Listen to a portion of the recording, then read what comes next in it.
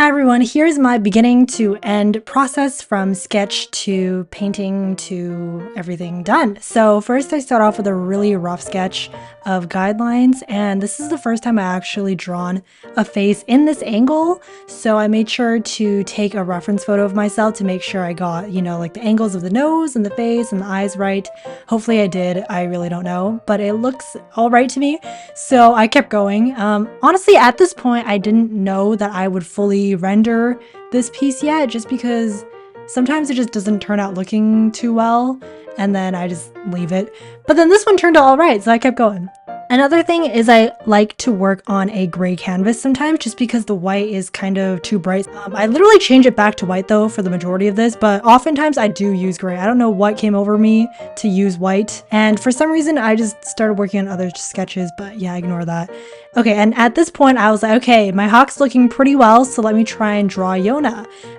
Also, if you go on my Instagram, you can see I do not draw women often. I just feel like they're kind of hard to draw.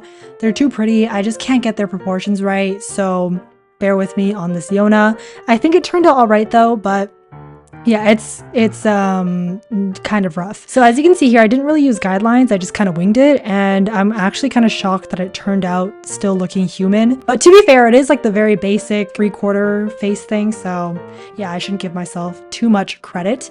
So now is on to my favorite part, which is the rendering and picking colors. I really love this part just because it really just brings my sketch to life. And about sketch and liner, I should say that if you watched my previous YouTube videos, you should know that I really don't like doing line art. Like, I don't like that step. So I always use my sketch as my line art, I guess.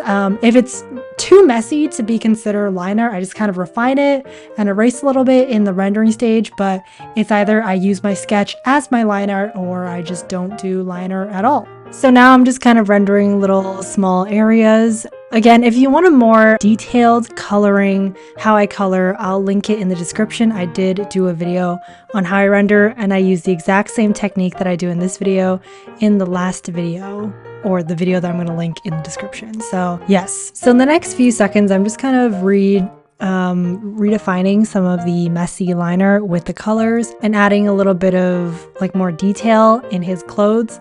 Again, okay, I don't really know how fabric works sometimes, especially I did not use a reference for his outfit, so I'm truly just guessing where all the crinkles and lines are gonna go.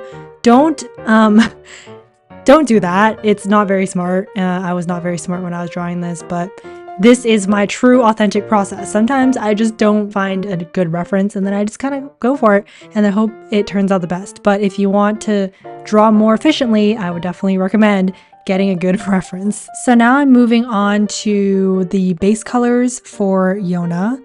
I just love how bright red her hair is. It stands out so much and it looks really nice with Huck's blue outfit. Yeah, they just like look so good together.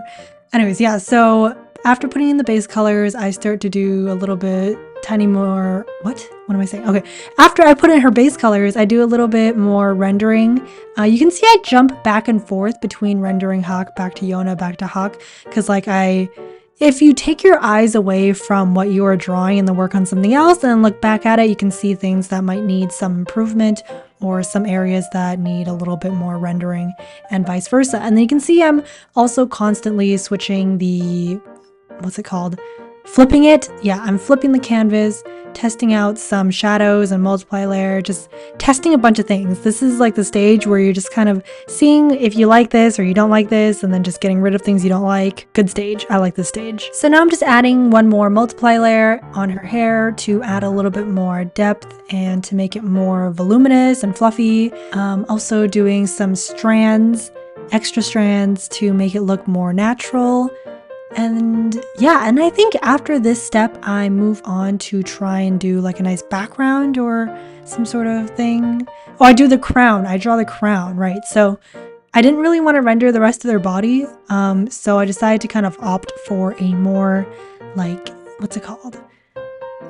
Yeah, you can see I'm trying to figure out what to do around them. I was thinking like flowers, but I was like, you know what? No, I'm going to draw that tiara she wears. So I used the symmetry tool to try and make her tiara that she wears in the beginning of the anime, I think. I don't think it really comes back, but I don't know, I thought it looked nice and it kind of like unites them, you know, like, and it's just adds a nice little extra design.